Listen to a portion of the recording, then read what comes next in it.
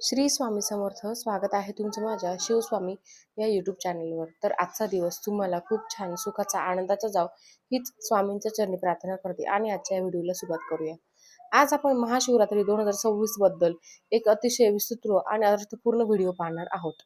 या व्हिडिओमध्ये आपण जाणून घेणार आहोत महाशिवरात्री कधी आहे, महाशिवरात्रीचे धार्मिकता आणि त्याचबरोबर आध्यात्मिक महत्त्व. महाशिवरात्रीच्या दिवशी सर्व महिलांनी पाळायचे आवर्जून 30 नियम, पूजा, व्रत, जप आणि रात्र जागरण याचं योग्य मार्गदर्शक.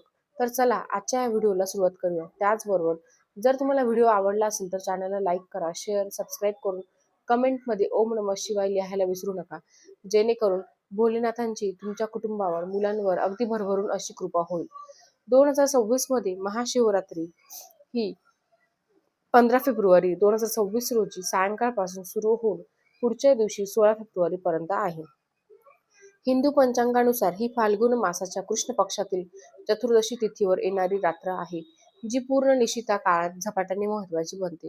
महाशिवरात्री म्हणजे शब्दच महान. शिवरात्री हा दिवस भगवान शिवाच्या उपासनेचा सर्वोत्तम, पवित्र आणि अत्यंत प्रभावी काळ आहे. हा दिवस शिव आणि पार्वतीच्या दिव्य विवाहाचा प्रतीक मानला जातो. रात्रभर जागरण करून शिवनाम जपण्याचा अवसर आहे. रात्र अचूक व्रत, ध्यान, अभिषेक आणि ध्यानासाठी सर्वोत्तम काळ मानला जातो. या रात्री शिवाचन आणि उपासनेमुळे भक्तांना मानसिक शुद्धता, आध्यात्मिक उन्नती, मनोकामना पूर्ण होणे, जीवनात सकारात्मक ऊर्जा आणि आंतरिक शांती मिळणे. महाशिवरात्री हे व्रत फक्त केवळ उपवास नाही, तर हे जीवनात अहंकार, मोह, दोष, अज्ञान याचा नाश करून आत्मजागरण व आध्यात्मिक उन्नती साधण्याची एक संधीच आहे. शिव आणि शक्तीची एकत्रित या दिवशी उपासना केली जाते. त्याचबरोबर मोक्षप्राप्तीसाठी या दिवशी रात्री ध्यान, जप आणि समाधी साधल्यास मनाची स्थिरता आणि मोक्ष मार्गावर प्रगती होते. मनशांती, वैवाहिक सुख साध्य, त्याचबरोबर सुख, स्वास्थ्य, बुद्धी, समृद्धी यासाठी शिवतांडवाने शिवनामाचा जप केला जातो.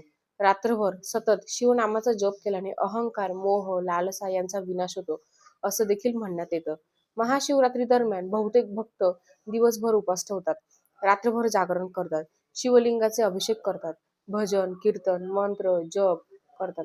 या दिवशी आपल्याला व्रताच्या सकाळी स्वच्छ स्नान करायचे आहे, स्वच्छ कपडे परिधान करायचे आहे.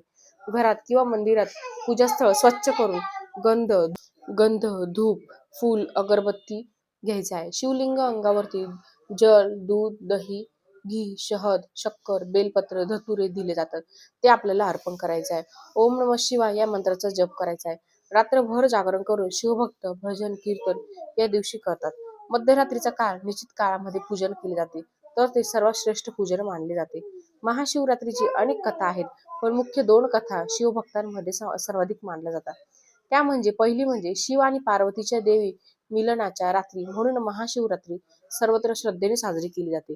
ही शक्ती आणि चैतन्याच्या एकाग्रता दर्शवते. आणि दुसरे म्हणजे समुद्र मंथनात येणाऱ्या विषामुळे जगावर संकट आले, तेव्हा भगवान महादेव शिवाने ते विष आत घेतले. यामुळे शिवाला ही जी रात्र आहे तर ती समर्पित करण्यात आली आणि महाशिवरात्री त्या बलिदानाची आठवण मानली जाते. महाशिवरात्री व्रत केवळ पुरुषांसाठीच नाही, स्त्रियांसाठी, कन्यांसाठी, वृद्ध व्यक्ती हे सुद्धा ते नियम पाळतात. तर त्यामध्ये महिलांनी या दिवशी कोणते नियम पाळायचे आहे किंवा सर्वांनीच कोणते नियम पाळायचे आहे याबद्दलची माहिती जाणून घेऊया.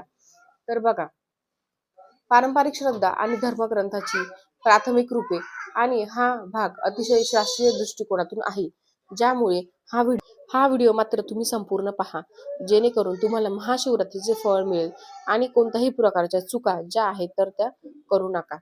कारण आपल्याकडनं चुका ज्या आहेत तर त्या आपल्याकडनं होणार नाही याची मात्र काळजी घ्या. जर तुमचा महादेवांवरती विश्वास असेल तर कमेंटमध्ये ओम नमः शिवाय लिहायला विसरू नका. पहिलं म्हणजे सकाळी शुद्ध स्नान करायचं आहे, पवित्र वस्त्र धारण करायचं आहे, सारा दिवस उपवास ठेवायचा आहे. उपवासात मात्र फलहार, फळे घेऊ शकता.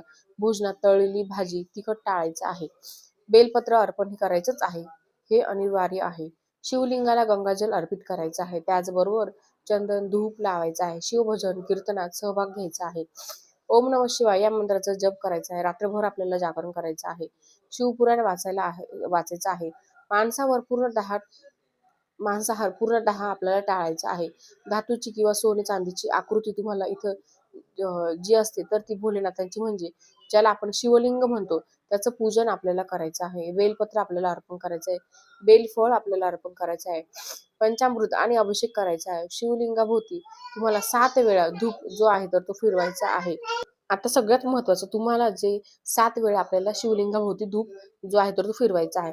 दान जे आहे तर ते करण्याचा प्रयत्न करायचा आहे. नदी किंवा गंगेजवळ पूजा अधिक शुभ मानली जाते. तर ते सुद्धा तुम्ही करू शकता. कुटुंबासोबत पूजन करायचं आहे. समाधी, साधना सुद्धा तुम्ही या दिवशी करू शकता. मन शांत ठेवायचं आहे. क्रोध टाळायचा आहे. कठोर व्रत महिला जे असतात तर त्यांनी सुद्धा या गोष्टींची काळजी घ्यायची आहे. पारंपरिक मंत्रांचा उच्चार आपल्याला करायचा आहे. प्रेमपूर्वक शिवलिंग स्वच्छ करायचं आहे. रात्रभर तुम्हाला भोलेनाथांची पूजा करायची आहे.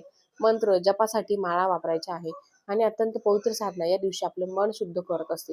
संध्याकाळी पारण पूर्ण करायचं आहे आणि दुसऱ्या दिवशी तुम्हाला हा जो उपवास असतो तर तो सोडायचा आहे.